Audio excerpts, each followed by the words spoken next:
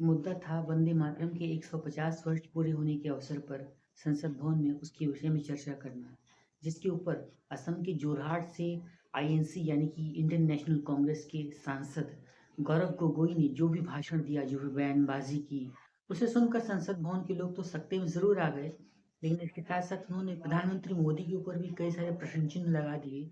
उन्होंने ये तक कह डाला कि आपने भारत को और भारत के लोगों को समझा ही नहीं। तो आप सबसे पहले गौरव गोगोई का ये बयान सुनिए और इस बयान के ऊपर आपने काफ़ी सारी बातों को खुद नोटिस किया होगा कि जब गौरव गोगोई ने संसद भवन में रहते हुए ये प्रधानमंत्री मोदी के ऊपर और पूरी की पूरी संसद की उस अक्षुण्ण कार्यवाही के संबंध में ही प्रश्न चिन्ह लगा दिया, जिसमें कई बार स्पीकर जगदम्बिका पाल को इस पर आपत्ति उठानी पड़ी और उन्होंने कई बार गौरव गोगोई को टोका भी। तो आइए सबसे पहले वो उस भाषण को सुनते हैं। अगर आपको लगता है कि वंदे मातरम के साथ कांग्रेस पार्टी ने उसको दुर्बल करने की एक साजिश की, तो मैं पूछना चाहता हूं कि आपने जब वंदे मातरम का जो मूल उद्देश्य था कि अंग्रेजों भारत छोड़ो, तो उस भारत छोड़ो के आंदोलन में आप लोग कहां थे? आदरणीय अध्यक्ष महोदय, मैं वंदे मातरम के 150वीं जयंती पर इस महत्वपूर्ण चर्चा में भाग लेने के लिए खड़ा हूं और अपने वक्तव्य के शुरुआत में मैं बंगाल के उस पवित्र भूमि को नमन करना चाहता हूं। वाकई में बंगाल की इस पवित्र भूमि में एक अद्भुत ताकत है, जिस भूमि ने हमारे देश को ना सिर्फ हमारा राष्ट्रगान दिया, लेकिन राष्ट्रगान के साथ हमें राष्ट्रगीत भी दिया। और कहीं ना कहीं आदरणीय प्रधानमंत्री मोदी जी ने कही, आज उनके पूरे भाषण को मैंने बहुत गौर रूप से सुना और उनके पूरे 1 घंटे के भाषण का 2 उद्देश्य था। पहला उद्देश्य यह था कि उनके बातों को सुनकर ऐसे लग रहा था कि आपके राजनीतिक पूर्वज खुद ब्रिटिश के खिलाफ लड़ रहे थे। ऐसे लग रहा था कि आपके राजनीतिक पूर्वज ने ब्रिटिश के खिलाफ विभिन्न आंदोलनों में भाग लिया। तो ये जो इतिहास को दोबारा लिखने की, रिवाइज करने की जो मंशा आज प्रधानमंत्री मोदी जी के भाषण में मुझे सुनाई दी। सर, मैं आपके साथ तो मैं तर्क वितर्क करने आया नहीं हूं। और दूसरा जो उद्देश्य था कि एक राजनीतिक रंग इस पूरे वंदे मातरम के चर्चा को देने का था। उन्होंने उजागर किया कांग्रेस वर्किंग कमेटी का और पंडित नेहरू जी का। और ये एक आदत है सर, ये मेरे पास एक टेबल है कि जब प्रधानमंत्री मोदी जी किसी भी विषय पे बोलते हैं तो पंडित नेहरू जी का नाम कितने बार लेते हैं और कांग्रेस पार्टी का नाम कितने बार लेते हैं। मैं बस एक ही उदाहरण देना चाहता हूं कि इससे पहले ऑपरेशन सिंदूर का डिबेट में हमने आदरणीय प्रधानमंत्री मोदी जी को सुना। क्या आप जानना चाहेंगे कि पंडित नेहरू का नाम कितने बार उन्होंने लिया? 14 बार। ऑपरेशन सिंदूर पे 14 बार उन्होंने पंडित नेहरू का नाम लिया। और कांग्रेस पार्टी का कितने बार? 50 बार। वैसे ही जब संविधान का 75th एनिवर्सरी मनाया जा रहा था, तब 10 बार पंडित नेहरू जी का नाम लिया और 26 बार कांग्रेस पार्टी का। उस प्रकार से जब 2022 में जब राष्ट्रपति अभिभाषण पे प्रधानमंत्री मोदी जी अपना बात रख रहे थे, तो 15 बार पंडित नेहरू का नाम लिया। 2020 में, सर मैं आपके साथ तर्क वितर्क नहीं करने आया सर, 2020 में जब राष्ट्रपति अभिभाषण पर प्रधानमंत्री मोदी जी ने भाषण दिया तो 20 बार पंडित नेहरू का नाम लिया। तो इसीलिए उनका आज दूसरा उद्देश्य तो मैं समझ गया, लेकिन बड़े विनम्रता से मैं आदरणीय प्रधानमंत्री मोदी जी को मैं कहना चाहता हूं और उनके पूरे मैं दल को कहना चाहता हूं और पूरे इनके ढांचे को कहना चाहता हूं, आप चाहे जितना भी कोशिश कर लो, आप पंडित नेहरू जी के जो उनका योगदान था उस पे एक भी काला दाग आप लगाने में सक्षम नहीं होंगे। आप चाहे पूरे कोशिश कर लो, आप एक भी उन पे काला दाग लगाने में आप सफल नहीं होंगे। हाँ, कांग्रेस वर्किंग कमेटी में और उससे पहले मुस्लिम लीग का विद्रोह था। मुस्लिम लीग ये कहना चाहती थी कि पूरा वंदे मातरम को बहिष्कार करना चाहिए, पूरे वंदे मातरम को बहिष्कार करना चाहिए। लेकिन मुस्लिम लीग को यह अधिकार कहां से मिला? और क्या मुस्लिम लीग के अनुसार हमारा देश चलेगा? क्या मुस्लिम लीग के अनुसार क्या कांग्रेस पार्टी चलेगी? कतई नहीं। हमारे उस समय के जो हमारे नेता थे मौलाना आजाद साहब, उन्होंने स्वयं कहा कि मुझे वंदे मातरम में कोई भी आपत्ति नहीं है। यह फर्क है कांग्रेस के मौलाना आजाद और मुस्लिम लीग के जिन्ना के बीच में। और उन्होंने लाख कोशिश करने के पश्चात भी, लाख दबाव डालने के पश्चात भी 1937 के कांग्रेस वर्किंग कमेटी में के सेशन में यह निर्णय लिया गया कि जहां पर भी नेशनल गैदरिंग होगी वहां पर हम शुरुआत में वंदे मातरम के पहले दो पंक्तियों को हम गाएंगे। इस सिद्धांत को मुस्लिम लीग ने बहुत बड़ी इसकी आलोचना की, बहुत बड़ी आलोचना की, और आलोचना हिंदू महासभा ने भी की।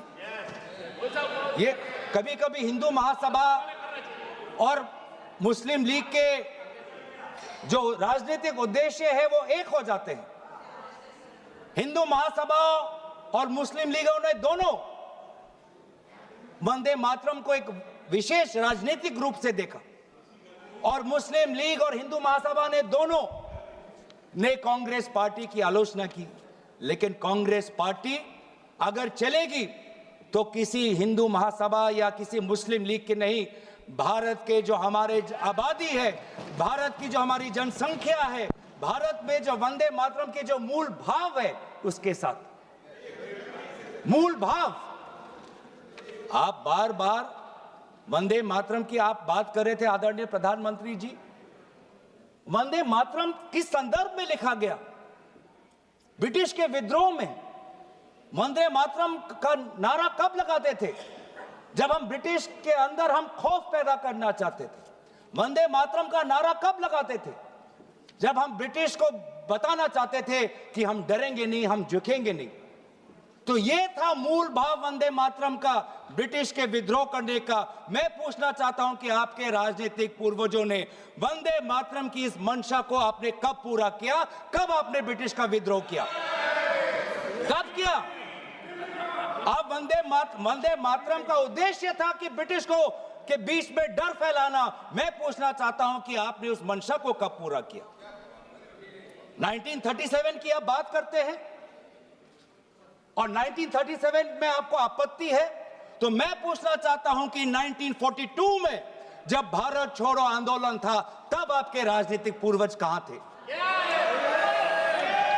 अगर आपको लगता है कि वंदे मातरम के साथ कांग्रेस पार्टी ने उसको दुर्बल करने की एक साजिश की, तो मैं पूछना चाहता हूं कि आपने जब वंदे मातरम का जो मूल उद्देश्य था कि अंग्रेजों भारत छोड़ो, तो उस भारत छोड़ो के आंदोलन में आप लोग कहां थे?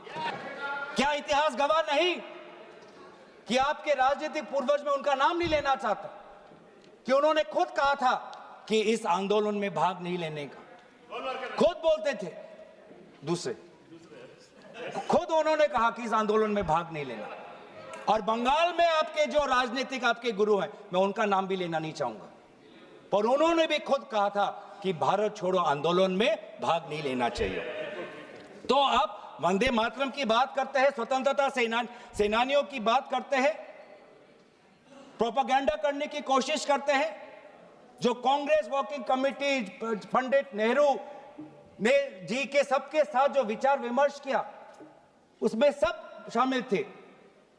उसमें शामिल थे रविंद्रनाथ टैगोर जी, जिन्होंने स्वयं कहा कि जो पहले दो स्टैंजाज हैं वो इतने मधुर हैं, उसमें इतनी ताकत है, जो पूरा सारांश है वंदे मातरम का, वो पहले 2 स्टांजास में है। और पंडित नेहरू जी ने भी उस वर्किंग कमेटी में कहा, उस रेजोल्यूशन में, पंडित नेहरू जी को मैं कोट करना चाहूंगा, the words Vande Mataram became a slogan of power which inspired our people and a greeting which ever reminds us of our struggle for national freedom. ये है पंडित नेहरू जी और कांग्रेस पार्टी की मूल भाव वंदे मातरम के पक्ष में। और जिस मुस्लिम लीग ने कहा कि पूरे वंदे मातरम को बहिष्कार करो, उस मुस्लिम लीग को दोबारा करारा जवाब हमने हमारे कॉन्स्टिट्यूएंट असेंबली में दिया 1950 में 24 जनवरी को, जब संविधान की जो बैठक हुई थी उसके अंतिम दिन पे हमने कहा कि हम मुस्लिम लीग की बात नहीं सुनेंगे, हम वंदे मातरम को नेशनल सॉन्ग का हम ये तवज्जो हम देना चाहेंगे। और यही हमारे बंगाल के प्रति हमारा आभार था कि उसी कॉन्स्टिट्यूएंट असेंबली में कहा, यह सिद्धांत लिया गया कि जन गण मन हमारा नेशनल एंथम होगा और वंदे मातरम हमारा नेशनल सॉन्ग होगा। और ये पूरे सिद्धांत के साथ कौन कौन इसके साथ सहमत थे? राजेंद्र प्रसाद जी सहमत थे, सी राजागोपालाचारी जी सहमत थे, जीबी पंत साहब सहमत थे, मौलाना आजाद जी सहमत थे, रविशंकर शुक्ला जी सहमत थे। तो ये है आज इतिहास। वास्तविक में अगर मैं बोलूं कि आपके पार्टी ने कभी बंगाल को समझने की कोशिश ही नहीं की। सत्ता के लालच में आपने कभी बंगाल को समझा ही नहीं। बंगाल की भक्ति को सर, मैं उनके साथ तर्क वितर्क नहीं करने आया। पॉइंट ऑफ ऑर्डर, मैं उनके साथ तर्क वितर्क नहीं करने आया। सर, मैं तर्क वितर्क नहीं किया और मैं यील्ड करना नहीं चाहता। पॉइंट ऑफ ऑर्डर मैं यील्ड करना भी ये नहीं चाहता। स्पीकर का डायरेक्शन 114 और 115 ये इतिहास को गलत करे। जब भारत अलग हो गया सर, भारत का विभाजन हो गया, मुस्लिम लीग ने जब पाकिस्तान बना दिया 15 अगस्त 1947 को, जब भारत और पाकिस्तान का बंटवारा हो गया, तो मुस्लिम लीग किस कॉन्स्टिट्यूएंट असेंबली में था जिस 24 जनवरी 1950 की वो ये डिबेट है सर। अगर आप मुझे बोलने देंगे तो मैं इनसे कहूंगा कि जैसे हमने आदरणीय मोदी जी को सुना, आप भी सुनने का धैर्य रखें। धैर्य की कमी मत दिखाइए, संयम की कमी अब मत दिखाइए। हमने संयम दिखाया, हमने धैर्य दिखाया, अब आपकी बारी है। आपने बंगाल को कभी समझा नहीं, आपने बंगाल की भक्ति को नहीं समझा, आपने बंकिम चंद्र चटर्जी को नहीं समझा। बंकिम चंद्र चटर्जी की जो विचार थे, ये पूरा जो विज्ञान को लेके जो उनके विचार थे, एक फ्री इंडिया को लेके जो उनकी विचार थी, आपने नहीं समझा। आपने रविंद्रनाथ टैगोर जी को नहीं समझा। आपके लिए तो सब कुछ बांग्लादेशी। रविंद्रनाथ टैगोर जी ने 1905 में अमर सोनार बांग्ला लिखा। आप इतिहास नहीं जानते, आपने रविंद्रनाथ टैगोर जी का इतिहास नहीं पढ़ा। और जब कहीं आपको अमर सोनार बांग्ला आपको सुनाई पड़ता है तो आपको सिर्फ बांग्लादेशी सुनाई पड़ता है। लेकिन जिस समय वो लिखा गया, बंगाल के पार्टीशन में जो दुख, जो वेदना, अमर सोनार बांग्ला, मेरे जो सुनहरे बंगाल के प्रति जो भाव था, उसको आपने नहीं समझा। आप कभी दिल्ली में अगर बंगाली भाषा सुनते हैं तो उसको भी बांग्लादेशी कह देते हैं, उसको भी आप बांग्लादेशी कह देते हैं। जो वास्तविक में बंगाल लोगों की जो समस्या है, असम में बंगाल लोगों की जो डी वोटर की समस्या है, आज 10 साल आपका डबल इंजन हो गया, आपने असम में डी वोटर की समस्या को समाधान नहीं किया। असम में बंगाल के लोग आज अपने आप को भारतीय नागरिक कहना चाहते हैं, लेकिन आपने ऐसा कानून लेके आए हैं, आप असम में बंगाल के लोग अपने आप को भारतीय नागरिक नहीं, अपने आप को बांग्लादेशी का प्रमाण सरकार को देना पड़ रहा है। ये है आज। इसीलिए ना आप बंगाल को समझे, ना आपने राष्ट्र को समझा। ये हम कह रहे हैं ना, राष्ट्रगीत, इसमें जो राष्ट्र है, आपने कभी राष्ट्र को समझने की कोशिश नहीं, क्योंकि ये राष्ट्र जो है एक संघीय ढांचे पर निर्भर है और इसमें कई प्रकार के राष्ट्रभक्ति हैं। आज अगर भारत एक मजबूत राष्ट्र है वो इसलिए है क्योंकि इसमें ना सिर्फ बंगाल की राष्ट्रभक्ति समाई हुई है, इसके साथ तमिल की भी राष्ट्रभक्ति समाई हुई है, इसके साथ असम की राष्ट्रभक्ति समाई हुई है, इसके साथ पंजाब की राष्ट्रभक्ति समाई हुई है, इसके साथ केरल की राष्ट्रभक्ति समाई हुई है, इसके साथ कर्नाटका तेलंगाना की राष्ट्रभक्ति समाई हुई है, इसके साथ नागालैंड उत्तर पूर्वांचल की राष्ट्रभक्ति समाई। लेकिन आपने कभी समझा ही नहीं, हमारे सारे प्रदेशों की राष्ट्रीय भक्ति समाई हुई है, तब जाके भारत को हम एक मजबूत राष्ट्र बना सकते हैं। आपने कभी हमारे राष्ट्र में धर्म अनेक, वो आप ले लीजिएगा अखिलेश जी, आप ले लीजिए। हमारे राष्ट्र में धर्म अनेक, हमारे राष्ट्र में भाषा अनेक, हमारे राष्ट्र में प्रांत अनेक, लेकिन हमारे राष्ट्र में राष्ट्र ग्रंथ सिर्फ एक, वो है हमारे भारतीय संविधान। वो है हमारे भारतीय संविधान। पैगंबर अनेक, धार्मिक ग्रंथ अनेक, मंदिर अनेक, लेकिन राष्ट्र निर्माण के संदर्भ में सिर्फ एक ही ग्रंथ, वो है संविधान। और इस संविधान की सुरक्षा हम आज भी कर रहे हैं। आज राष्ट्र की बात आप करते हैं, मैं पूछना चाहता हूं कि आपने जो हमारा नेशनल एंथम है, आप चाहते थे कि वंदे मातरम हमारा नेशनल एंथम बने, लेकिन जब पूरे देश ने जनगण मन को नेशनल एंथम, रविंद्रनाथ टैगोर जी के द्वारा रचित जनगण मन को नेशनल एंथम का तवज्जो दिया, तो आपके राजनीतिक पूर्वजों ने लगभग 52 साल आपने ना राष्ट्रीय तिरंगा अपने शाखाओं में लगाया, ना राष्ट्रीय नेशनल एंथम अपने शाखाओं में कहा। आप राष्ट्र की बात करते हो, ना नेशनल एंथम को आपने तवज्जो दी, न भारत के तिरंगा को आपने तवज्जो दिया। आप क्या राष्ट्र की बात करते हो? लेकिन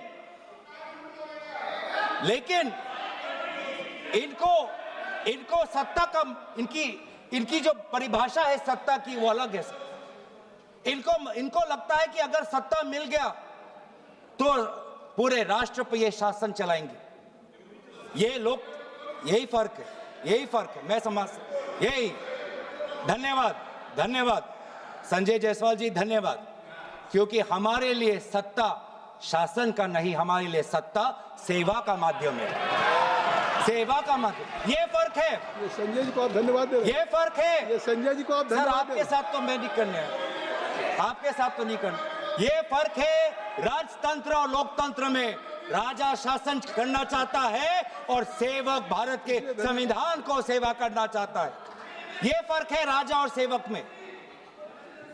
और आज यही हम देख रहे हैं कि आज हमारे भारत के लोग अनेक समस्या उठा रहे हैं, लेकिन उस समस्या का एक भी उल्लेख नहीं। सर, आज अगर हम राष्ट्र की बात कर रहे हैं, राष्ट्र के प्रति हमारे भक्ति की बात कर रहे हैं, राष्ट्र के प्रति आपकी सेवा के लिए धन्यवाद। सभापति महोदय, थोड़ा मुझे सुनिए। सभापति महोदय, मुझे हम राष्ट्र के प्रति हमारे कर्तव्य की बात के प्रति हमारे कर्तव्यों की हम बात कर रहे हैं।